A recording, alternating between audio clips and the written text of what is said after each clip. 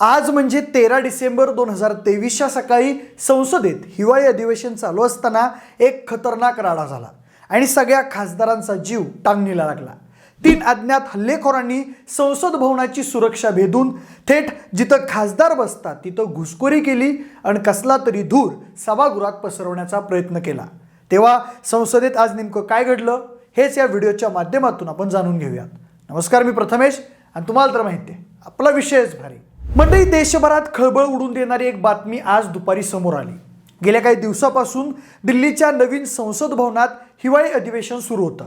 त्यासाठी सर्व पक्षीय खासदार तिथे जमले होते। पंतप्रधान नरेंद्र मोदी आणि गृहमंत्री अमित शहा मात्र तिथे उपस्थित नव्हते असं कळतंय। मात्र राहुल गांधी, मल्लिकार्जुन खरगे आणि इतर पक्षातील बडे नेते तिथे उपस्थित होते। तर ठाकरे गटाचे खासदार अरविंद सावंत हे देखील संसदेत हजर होते आणि त्यांनी सांगितलेला घटनाक्रम असा की संसदेत 0 आवरमध्ये देशातील काही प्रमुख प्रश्नांबाबत गंभीर चर्चा सुरू होती। संसदेच्या प्रेक्षक गॅलरीमध्ये काही लोक बसले होते। दरम्यान पश्चिम बंगालचे खासदार खगेन मुर्मू यांचं भाषण चालू असतानाच त्या प्रेक्षक गॅलरीतून 2 अज्ञात व्यक्तींनी जिथं खासदार बसतात तिथं उडी मारली। उडी मारल्यानंतर ते दोन्ही व्यक्ती खासदार बसलेल्या टेबलवरून उड्या मारत पळायला लागले। त्यानंतर संसदेत अचानक गोंधळाची परिस्थिती निर्माण झाली। पुढे त्यापैकी एक तरुण तमिळनाडूच्या खासदाराजवळ जाऊन उभा राहिला आणि पुढे तो पीठासीन अधिकारी राजेंद्र अगरवाल यांच्या खुर्चीकडे जाण्याचा प्रयत्न करत होता। त्याला लोकसभेच्या स्पीकरकडे जायचं होतं असं कळतंय। दरम्यान खासदार कृपाल तुमानी यांच्या म्हणण्यानुसार त्यापैकी एकाला खासदार राहुल शेवाळे, खासदार मनोज कोटक आणि राजस्थानच्या हनुमान बेनीवाल या खासदारांनी हिम्मत दाखवून पकडण्याचा प्रयत्न केला आणि त्यानंतर 8-9 खासदार हिम्मत करून पुढे गेले आणि त्यांनी त्या घुसखोराला पकडलं। पण पकडण्याच्या आधी जेव्हा त्या तरुणाला घेरण्यात आलं तेव्हा त्यानं त्याच्या बुटातून एक स्मोक कॅन्डल बाहेर काढली आणि त्यातून पिवळा धूर बाहेर येऊ लागला। या धुरामुळे खासदारांच्या नाकाला आणि डोळ्यांना त्रास होत होता। त्यानंतर सभागृहात आणखीनच गोंधळ उडाला। पण सुरक्षा रक्षकांनी धाव घेऊन त्या अज्ञात हल्लेखोरांना पकडलं।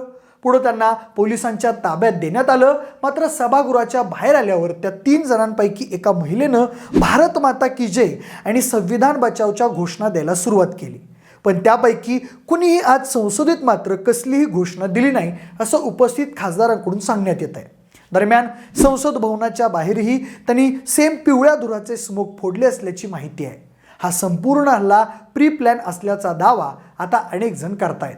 आधी त्यांनी कोणतीही परवानगी न घेता सभागृहात प्रवेश केल्याचं सांगण्यात येत होतं, पण नंतर आयबीच्या चौकशी दरम्यान अशी माहिती मिळते की त्या घुसखोरांनी म्हैसूरचे खासदार प्रतापराव सिन्हा यांच्या मदतीनं संसदेत घुसण्यासाठी 2 पास बनवले होते। पण काही जणांनी ते घुसखोर मध्य प्रदेशच्या तर काही जण तमिळनाडूच्या खासदाराच्या मदतीनं पास मिळून सभागृहाच्या प्रेक्षक गॅलरीपर्यंत आल्याचं सांगितलंय। दरम्यान पकडण्यात आलेल्या घुसखोरांपैकी एक तरुण लातूरचा अमोल शिंदे, दुसरा सागर शर्मा तर हरियाणाची नीलम सिंग नावाची महिला ही सुद्धा त्यांच्या सोबत असल्याचं कळतंय।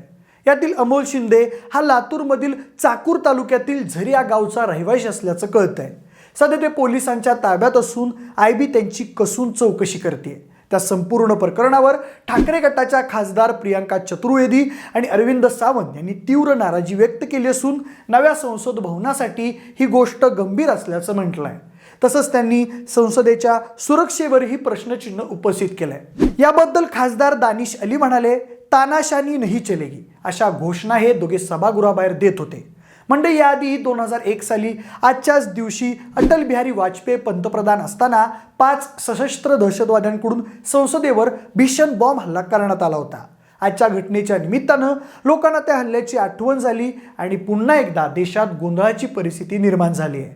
अत्यंत चिंता वाढवणारी ही गोष्ट असून आता त्या धर्तीवर महाराष्ट्र विधानसभेची सुरक्षा वाढवण्यात आलेली आहे, कारण तिथंही अधिवेशनाची कार्यवाही सुरू आहे।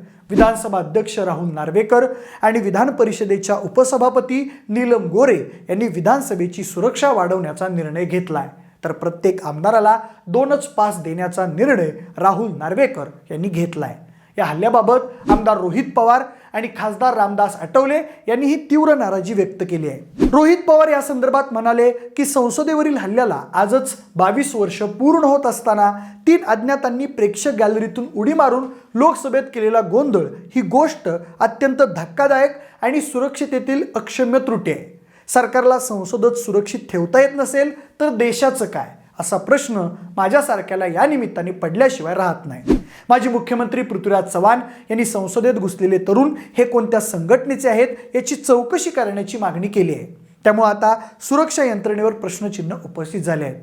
पण संबंधित प्रकरणाबद्दल तुमचं मत नेमकं काय आणि या घटनेचा 2001च्या घटनेशी काही संबंध आहे का, तेही आम्हाला कमेंट करून नक्की सांगा. जर हा व्हिडिओ आवडला असेल तर लाईक आणि शेअर करा. सोबतच आपले विशेष वर्य यूट्यूब चॅनलला देखील सबस्क्राईब करायला विसरू नका.